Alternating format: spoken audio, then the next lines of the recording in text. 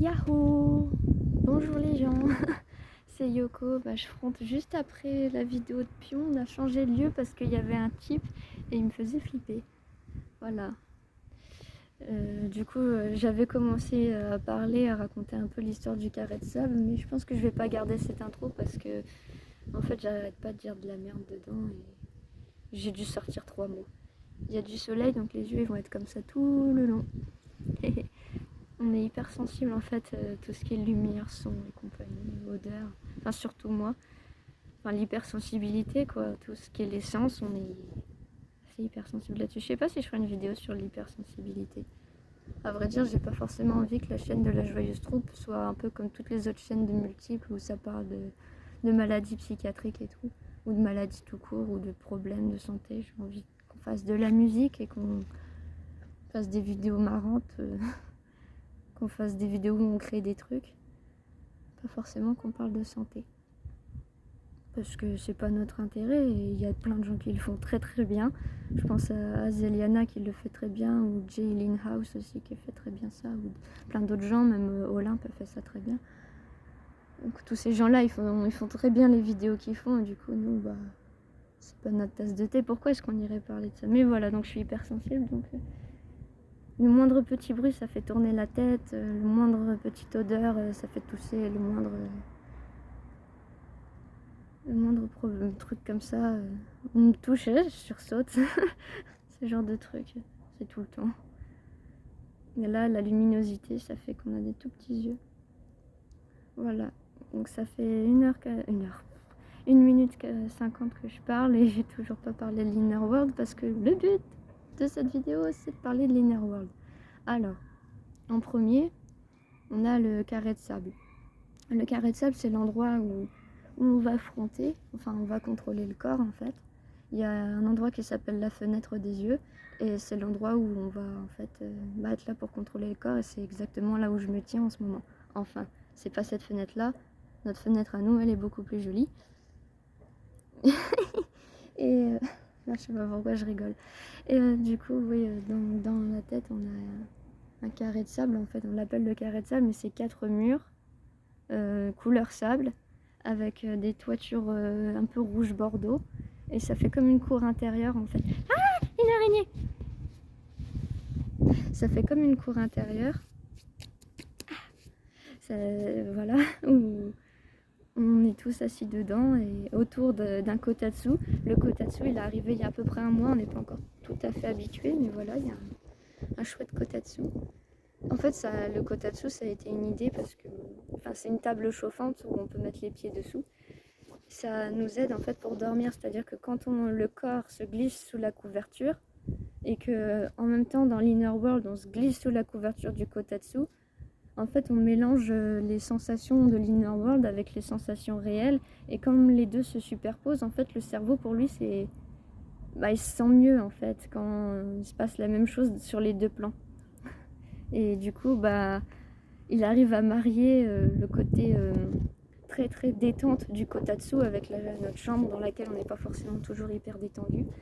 On a beaucoup de mal à se détendre pour dormir et comme un kotatsu ça détend, en fait la couverture réelle va nous ancrer dans la réalité et tous les messages bénéfiques et qui détendent du kotatsu vont se marier à ça. Du coup c'est comme si on triquait un peu notre propre cerveau en lui disant coucou, tu ressens la couverture du kotatsu? C'est pas celle du kotatsu mais il va la ressentir comme ça.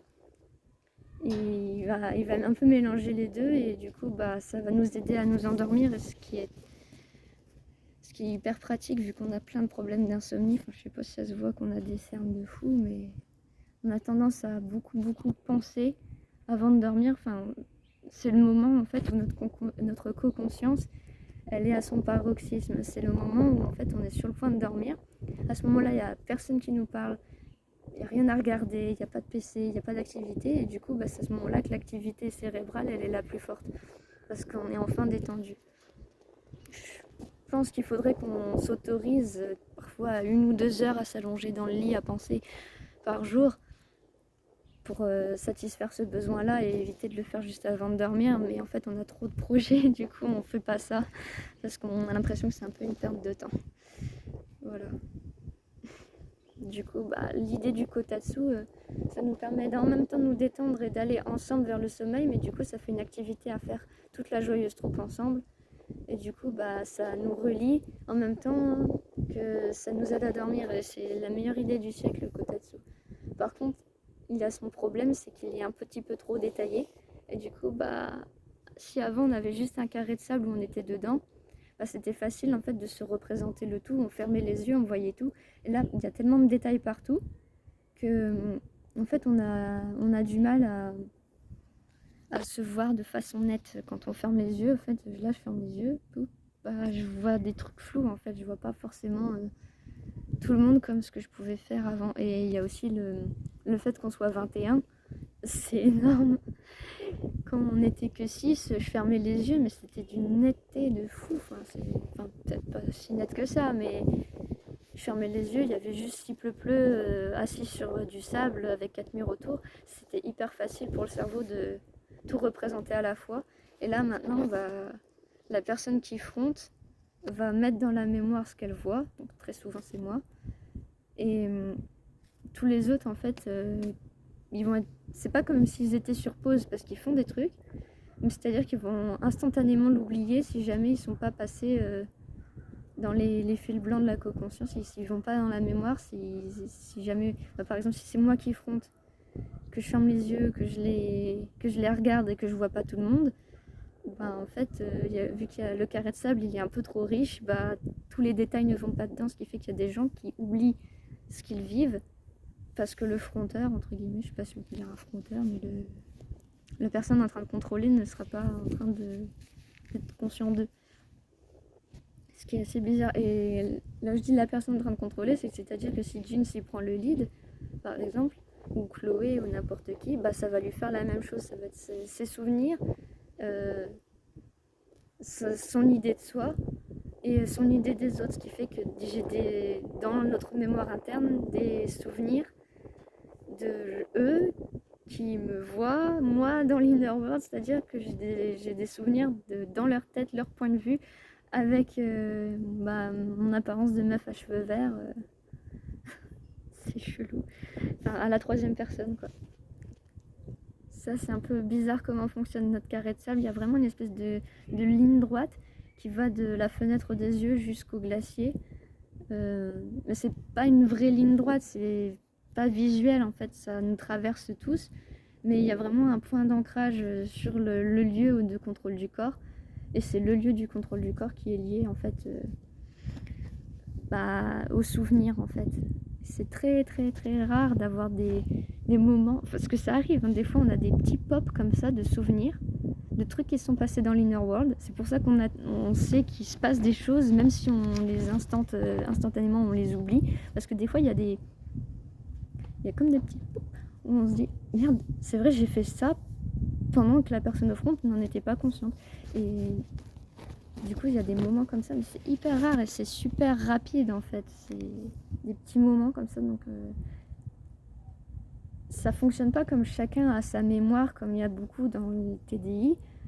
Nous, c'est vraiment, on a une grosse mémoire en bloc et notre mémoire, du coup, je vais parler des glaciers. Donc, il y a la Kona qui peint des poissons. Enfin, elle les peint. En fait, elle les peint pas forcément vraiment consciemment, c'est-à-dire que suffit, mais s'il y a besoin de se représenter un souvenir, elle va passer la main dessus, elle va mettre, ça va suffire pour mettre la couleur de la personne qui fronte dessus, parce qu'on a chacun notre couleur. Moi, c'est le vert, puis on sait le jaune, Akano c'est le rouge, Jin c'est le violet, enfin, comme les Power Rangers, on appelle ça la couleur des Power Rangers. Et en fait, ça permet de bien mieux ancrer les souvenirs, que la Kona puisse mettre des couleurs sur les poissons. Et elle, en fait, elle voit pas ça comme un job ou quoi. En fait, c'est limite un jeu, parce que c'est pour ça qu'on apprécie les poissons, parce que les carpes, c'est hyper reposant à regarder, que les poissons, c'est tout mignon et que ça fait pas de mal et qu'en plus, c'est de la peinture. Et la peinture, chez nous, c'est... tout ce qui est artistique, ça va nous faire du bien. Et la Kuna, elle est comme ça, donc ça s'est fait instinctivement un petit peu. Donc elle peint nos souvenirs comme ça, parce que c'est quelque chose qui nous branche bien et qui la fait sourire et qui rajoute de la joie, etc. etc. Du coup, dans la chanson du rap entre Chloé et Roberto, au moment il dit ouais, à peine née ta fille, elle a déjà du travail. En vérité, la Kuna, c'est pas vraiment du travail. Ce qu'elle fait, c'est de la... Ça, elle touche des poissons en dansant dedans, et en fait, elle fait ça, mais limite inconsciemment. Ce qu'elle fait consciemment, par exemple, ça va être de discuter avec Akari, de faire sa vie, d'être amoureuse de lui, ou de... Enfin, quand je dis discuter, en fait, elle discute par télépathie parce que la Kona ne parle pas, mais elle parle par message télépathique, c'est-à-dire qu'elle envoie des images ou des mots ou des trucs comme ça, des sensations, pas forcément verbales, mais ça reste des messages et ça reste compréhensible en tout cas entre nous. Du coup, elle peut communiquer, pas discuter, mais communiquer avec Akari ou avec quiconque d'entre nous. Et dès qu'on se souvient de quelque chose, en fait, ça fait qu'il y a un poisson qui pop. Et quand le poisson pop, en fait, hors de l'eau, comme un poisson volant un peu, en fait, c'est la représentation symbolique d'un souvenir qui remonte. Voilà, il y a la Kuna, en fait, elle fait partie d'un lac. Et il y a des poissons dans le lac et ça fait comme un siphon. Et ensuite, plus loin, il y a un grand océan, et là l'océan on n'y a pas du tout accès, il est en bas de la falaise, et en bas du grand lavabo si on veut dire comme ça, et tous les souvenirs qui sont perdus, notre mémoire à long terme, c'est un peu l'océan, et des fois il remonte le conduit et pouf, on a, par exemple, si jamais j'ai la pub de si c'est bon duel qui passe, ce sera un petit poisson, un poisson du coup qui ne sera pas colorié parce qu'il n'est pas propre à quelqu'un, un petit poisson qui va pop comme ça hors du lac. Et dans ces moments-là, on dit ah, la Kuna, elle a encore mis une pub. Mais en fait, on sait très bien, enfin nous, c'est un tic de langage, mais on sait très bien que c'est pas la Kuna elle-même qui décide de faire remonter ces poissons-là. On dit juste ah, elle a fait encore un souvenir à la con de pub. Du coup, nous, en fait, ça nous permet de beaucoup rigoler, beaucoup déstresser là-dessus. Du coup, ça fait de la peinture, etc. C'est assez bizarre comment fonctionne la Kuna, mais voilà, donc les glaciers, qui sont en fait un grand lac, c'est fou, dans les glaciers, il n'y a pas de glace. Dans la jungle, il n'y a pas de trucs tropicaux. Ça n'a pas de sens. Donc les glaciers, il fait juste un peu frais, il y a de l'eau et il y a en fait... le sol, c'est de l'ardoise qui est noire. Il y a des insectes partout qui volent. Bref. Pas dans les glaciers, dans le monde réel. Enfin, physique, le monde physique. Si je l'appelle le monde physique, le monde réel, ce Neko, il va encore être pas content. Ouais, donc il y a les glaciers, j'ai parlé du carré de sable. Le carré de sable, une cour intérieure, lieu de contrôle, là où on est tous assis, sauf la Kuna et Akari qui sont dans les glaciers, mais la porte elle est quasiment toujours ouverte, c'est-à-dire que c'est communicant en fait. Elle n'est pas en prison ou je sais pas quoi. Enfin, en prison d'ailleurs, c'est Roberto qui est dans la jungle. Mais lui, c'est pour expier un peu ses péchés parce qu'il a ce délire-là et on a envie de lui laisser cette liberté parce que ça lui fait du bien. Donc, ses péchés du fait qu'il a détruit NS et d'autres trucs. Il a plein de cauchemars qui lui reviennent en tête et il a besoin de purger un peu ça. Donc il est parti dans la jungle. En ce moment, la jungle sert surtout à ça, à accueillir Roberto dans sa petite prison. Donc voilà, donc on était parti chercher des trucs de droit, etc. pour savoir combien de temps il faut de prison pour un meurtre. Mais on ne sait même pas si c'est vraiment un meurtre. Mais en tout cas, lui, il le vit comme tel. Et il le prend comme tel, et il a besoin de le payer comme tel, mais comme on est 21, en fait il fait la peine, je crois c'est 18 ans ou je sais pas quoi, divisé par 21 parce qu'il a qu'un 21e de vie puisqu'on est 21. Du coup ça lui fait environ 10 mois, donc il est parti au mois de juin, il reviendra en avril. Ça, c'est pas vraiment comme s'il était en dormance parce qu'il est au courant de ce qu'on dit de lui, il entend tout. On peut aller dans la jungle, aller discuter, enfin se rendre à sa petite prison et lui parler. Mais en fait, c'est du coup, il va plus fronter, il va plus prendre le contrôle du corps pendant ces 10 mois-là et il va plus rigoler avec nous pendant les jeux. Enfin, il a besoin de quelque chose de punitif pour se sentir libre. C'est bizarre quand même de trouver sa liberté dans une prison, mais c'est Roberto il a eu besoin de ça et on s'est dit, pourquoi pas. Ah, une voiture!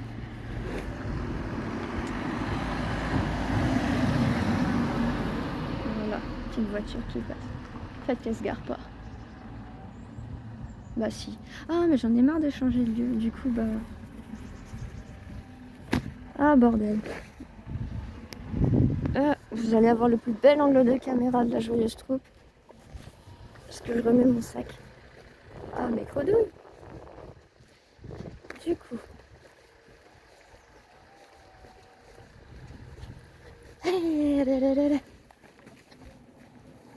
Est-ce que je vais réussir à filmer la vidéo sur notre Inner World ou pas? La question se pose. Oh, il fait de l'ombre ici. Pardon pour ce dérangement. Et comme je sais pas faire des cuts, je sais pas éditer une vidéo, vous aurez tout. Mais en même temps, je trouve que c'est plus naturel de faire comme ça, alors pourquoi pas. Du coup, j'ai parlé des glaciers, j'ai parlé de carré de sable, donc j'ai parlé de la jungle. La jungle, à la base, c'est l'endroit où Roberto, il s'était recueilli quand il avait des problèmes. Enfin, c'était son monde intérieur à lui. Et c'était aussi le monde dans lequel, en fait, il projetait toutes ces images un peu perverses. Enfin, avant qu'il y ait eu ses enfants, évidemment. Donc avant ça, tout ce qui était sexuel, ça se déroulait... qui se déroulait dans sa tête, se déroulait dans la jungle. C'était une façon pour lui de nous préserver un peu de ses travers, en fait. Si on peut appeler ça des travers. Du coup, il avait fait la jungle comme ça pour mettre dans un endroit, un peu comme on a la sphère des cauchemars pour Jeans, mais en beaucoup moins terrible. C'était un endroit pour lui où il pouvait mettre son lot de pensées. Et quand il y a mis 6 petites filles, au moment où il a eu ses besoins d'être père ou des trucs comme ça, un truc un peu méta, il s'était fait des PNJ en fait d'enfants. C'était un peu chelou. Quand Maëlys elle a pris conscience d'elle-même et qu'elle est arrivée, et ensuite plus tard Looping, et c'est Looping qui a brisé le mur en fait qu'il y avait entre la jungle et le carré de sable, parce qu'à la base il y avait un mur plat, enfin le mur du carré de sable, et en fait Looping, quand elle est arrivée, elle a brisé le mur, et du coup il y a eu accès à la jungle. La jungle, en réalité, c'est pas vraiment une jungle, c'est plein d'arbres d'automne, etc. Enfin, on voit à peu près dans la vidéo de présentation de Roberto à quoi ça ressemblait. Donc c'est surtout, c'est très automnal, là où les glaciers c'est très très hiver, et le carré de sable, il fait tout le temps bon, et c'est un peu désertique. La jungle, ouais, c'est l'automne. Et dedans, il y a un portail magique dans lequel Maëlys, elle peut créer ses propres biomes. Mais ça, je pense qu'elle vous en parlera peut-être dans sa vidéo présentation à elle, parce que ça fera du contenu. Non, parce que ça ferait peut-être trop long à expliquer dans cette vidéo, mais il y a un portail qui mène à plein d'autres mondes que Maëlys peut créer, parce qu'elle adore créer des mondes. Voilà, c'est sa passion dans la vie. Moi, j'aime bien faire des dessins, elle a créé des biomes entiers. Voilà. Donc, ça c'est derrière le portail. Sinon, il y a tout premier lieu. Je sais pas pourquoi j'ai pas mis dans l'ordre les choses. Il y a le tout premier lieu qu'on a créé, en plus du carré de sable, c'était la prairie. La prairie, c'est là où sont nés Akano et Pion. À la base, c'était un lieu dans lequel on voulait ranger notre imagination. Donc, la Kuna n'existait pas, les glaciers n'existaient pas. Il n'y avait que le carré de sable. Et à cette époque-là, du coup, on était 7. Ouais, Jeans était là. Et du coup, non, 8. Putain, j'oublie toujours Boris. Je sais pas comment je fais, mais j'oublie toujours Boris quand je compte les arrivées dans la tête. C'est pas juste pour lui. Du coup, Boris était là. On était sortis de dépression. Dans la dépression, on avait eu du mal à communiquer les uns avec les autres, c'était assez affreux. Du coup, quand on a pu renouer les liens entre Joyeuse Troupe, etc., quand on a pu tous se retrouver avec Boris, etc., un peu à la surface et tout, il en a parlé dans sa vidéo. Quand on a pu se retrouver là-haut, en fait, on était au carré de sable, on était tellement contents de se retrouver, tellement contents d'être multiples en fait, d'être plusieurs dans une tête. On s'est dit mais c'est comme ça qu'on veut vivre, c'est comme ça qu'on est heureux, c'est comme ça tout seul, quand j'étais en dépression, du coup, bah, j'avais plus accès à personne avant que Boris arrive. Et du coup, on était deux avec Marie par terre et mon chat qui restait en chat. Bah, à cette époque-là, ça n'allait pas. Et du coup, bah, quand Boris il est arrivé et ensuite quand on est sorti de notre dépression, bah, on s'est dit que c'était génial d'être multiple. Et c'est à ce moment-là qu'on s'est dit, à bas les barrières, on va créer une extension de notre carré de sable. Et on a pris la prairie, parce que quand Marie était petite et que les parents se disputaient ou des trucs comme ça, elle se réfugiait en fait dans une prairie mentale. Donc avant même d'avoir des haltères, ou je sais pas si on est des haltères, avant même d'avoir des gens en plus, euh, quand Marie était petite, bah, elle avait déjà un inner world. Donc avoir un inner world chez nous, c'est depuis toujours en fait. Il y a eu la prairie quand Marie elle était là. Et ensuite, bah, quand ça a été moi, bah, j'ai eu mon carré de sable et c'était assez logique de réintégrer la prairie dedans en fait. Même si elle ne sert plus du tout à, à s'enfuir pour éviter la réalité en fait. Maintenant, ça sert surtout en fait pour fêter les anniversaires des membres de la Joyeuse Troupe. En fait, c'est juste on passe une porte et on va dans une prairie et en fait c'est quand on ferme les yeux évidemment dans le monde réel, dans le monde physique, il se passe rien à ce moment-là, on est tranquille, on est allongé dans un lit et bah, quand on va dans la prairie, on peut c'est dépaysant en fait du carré de sable et ça donne un côté un peu plus festif. Donc ça c'est là-bas que par exemple Chloé et Boris se sont mariés. C'est un peu comme vivre une vie parallèle, mais en même temps, elle n'est pas si parallèle que ça parce que elle est hyper reliée au quotidien. Voilà. Qu'est-ce que j'ai pu dire? Oui, donc il y a la prairie. Euh, dans la prairie, il y a une maisonnette. Dans la maisonnette, il y a un tableau de bord. À travers le tableau de bord, on peut aller dans un vaisseau. Ouais, c'est comme un autre portail magique. Et à partir du vaisseau, on peut aller au bowling, qui a été créé par Akano, et à partir du bowling on peut reprendre le portail de Maëlys, partir dans la jungle et revenir au carré de sable, donc ça fait toute une boucle. Mais à vrai dire, ces lieux-là, on sait qu'ils sont pas morts, ils sont complètement désertés parce qu'en ce moment on est hyper focus sur ce qu'on fait dans, dans le monde physique, enfin, c'est-à-dire nos vidéos, etc., les rendez-vous de la psychiatre, le théâtre, etc. On n'a pas beaucoup de temps pour s'allonger et vivre des choses dans le monde intérieur. Du coup, bah, ces lieux-là, ils sont un petit peu en mode off, mais normalement, d'ici fin août, il y aura l'anniversaire de Maëlys et il se passera des trucs. Parce qu'elle est arrivée le 28 août 2019, Maëlys. Voilà. C'est le prochain anniversaire de Joyeuse Troupe à venir. Sinon, tout l'été, il n'y a rien. Voilà. Il n'y a rien. Il y a Boris le 1er juillet et Maëlys le 28 août, mais sinon l'été, en général, c'est vide. Heureusement, il y a mon copain qui est né au milieu. Mais sinon, la Joyeuse Troupe sont nés partout. Dans tous les mois, il y a quelqu'un qui est né, sauf entre ces deux dates, 1er juillet et 28 août, il n'y a pas... En gros, bah, il y a tous les signes astrologiques sauf le lion. Et voilà, qu'est-ce que je peux dire aussi? Non, je crois que j'ai présenté les 4 lieux principaux, c'est-à-dire le carré de sable, les glaciers et la jungle et la prairie. Oui, donc la jungle, j'ai oublié de parler de ce détail-là. Quand il y a quoi que ce soit que les enfants, c'est-à-dire les looping et compagnie, les plus jeunes de la Joyeuse Troupe ne peuvent pas vivre, en fait, ils partent dans la jungle, se mettent un petit peu en mode off pour pas vivre directement les choses. Enfin, ils finiront par s'en souvenir quand même, mais ils ne les vivent pas directement. C'est ce qui se passe par exemple quand j'ai des rapports avec mon copain, voilà, qui sont un peu intimes. Bah, eux, ils vont se mettre dans la jungle. Ce qui est assez paradoxal parce que Roberto, au départ, il y cachait ses fantasmes.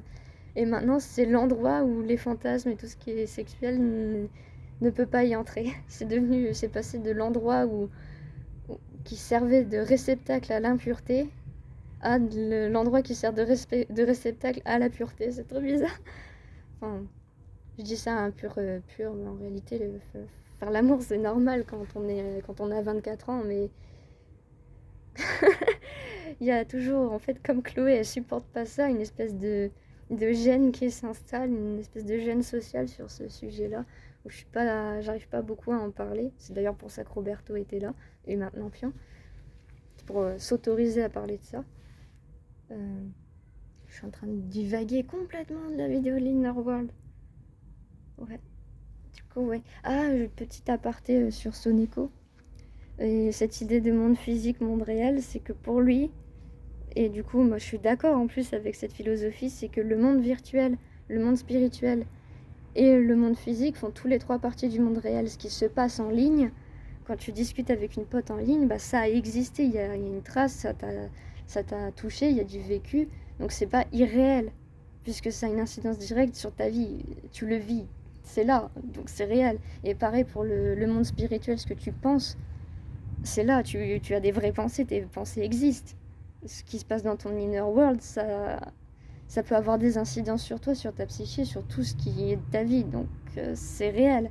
Ça sert à rien de dire qu'il y a le monde intérieur, de l'autre côté le monde réel, parce que le monde intérieur fait partie du monde réel, d'une certaine façon. C'est pas le même plan, c'est juste les autres qui sont pas dans ta tête, les gens extérieurs, bah, ils n'y ont pas accès. Mais sinon, un monde intérieur, bah, c'est aussi réel que n'importe quelle pensée. Parce que tout le monde a des pensées, il y a tout, Du coup, bah, en fait, on fait la distinction entre monde réel et monde physique. L'inner world, en soi, est réel parce qu'il est là dans notre tête. Voilà. J'ai des neurones, on les voit pas, on les verra probablement jamais, mes neurones, hein, et pourtant, ils sont là, on sait qu'ils sont là. Parce qu'ils ont une incidence. Et voilà, donc ce qui se passe dans l'inner world est réel. N'est pas physique, par contre, c'est pas constitué d'atomes, c'est constitué de pensées, c'est spirituel, pas physique, mais réel. Voilà, j'aime bien la philosophie de Soneko, ça permet d'éviter de dire que des choses sont fausses quand elles se passent dans ta tête. Et ça rejoint un peu ce que Dumbledore il dit à Harry dans Harry Potter 7. Bien sûr que ça se passe dans ta tête, Harry. Pourquoi cela devrait-il signifier que ce n'est pas réel? Et cette citation, moi, elle me fait du bien parce que on vit des tas de choses dans le monde intérieur. Le corps, à ce moment-là, il est allongé. Mais quand on vit des trucs heureux, le cœur, il va se mettre à battre ou des trucs comme ça. Enfin, ça va avoir des incidences. Et ça a une incidence aussi par rapport à la temporalité. Si on reste 2 heures dans un lit à penser, on reste 2 heures dans un lit à faire quelque chose. Un peu comme les vieux sages qui vont méditer, les vieux ermites qui sont là, qui font de la méditation, ils sont pas sur pause. Il se passe des choses dans leur tête. C'est des choses qui, du coup, comme elles se passent, elles se déroulent, donc elles sont réelles. Elles sont pas physiques. Voilà, donc tout ce que je peux dire sur notre inner world. Je pense que c'est pas mal de conclure là-dessus. En plus, ça va faire une demi-heure, il faut que je rentre à la maison parce qu'on a faim. Le corps, il a besoin de manger. Voilà, donc c'était Yoko, juste après la vidéo de Pion, juste après le rendez-vous de chez la psychiatre avec une tête de déterré. Voilà. Salut. J'ai peut-être pas beaucoup regardé la caméra parce qu'elle est située vers le soleil. Mais tant pis. Bye bye.